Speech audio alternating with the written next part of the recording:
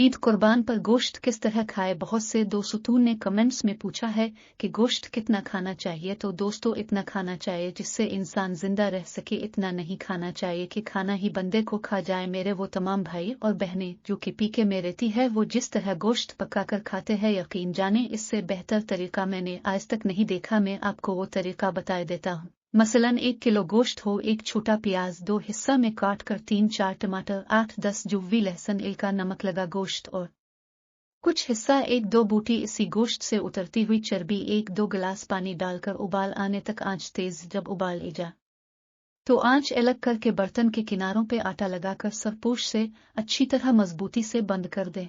40 minute या 1 घंटा बाद गोश्त तैयार हो चुका है।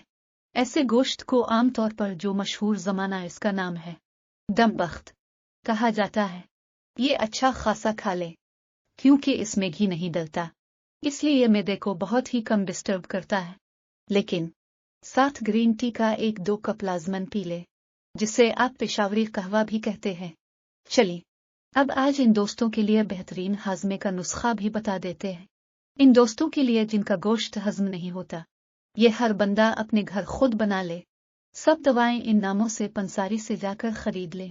कुछ दोस्तों की आदत है कि हर दवा के बारे में ये पूछते रहती है कि इसका कोई और नाम भी बताएं। भाई, जो मशहूर नाम होता है वे लिखा जाता है। अब अगला काम पंसारी का होता है, वो खुद असल चीज दे देगा। नुस्खा नोट कर लें। समाक दाना, जीरा सफेद, एलासिया, नमकसिया, अजवाइन देसी, नौशादा ठीकरी। अगर आपको ये नुस्खा बनाना मुश्किल लगता है तो ये दूसरे वाला नुस्खा बना ले। कलौंजी, अजवाइन, देसी नमकसिया बराबर वजन लेकर सफूफ बुना लें। चुटकी भर 2 चुटकी खा लें। लक्कड़ पत्थर एज़म, बल्कि सब कुछ एज़म करने में बेमिसाल निहायत लज़ और खुश जायका भी है। बाकी गोश्त रोस्ट ब्रोस्ट करके खाने से, टिक्का जात और मलाई बूटियां बनाकर खाने से ग्रेज करना चाहिए।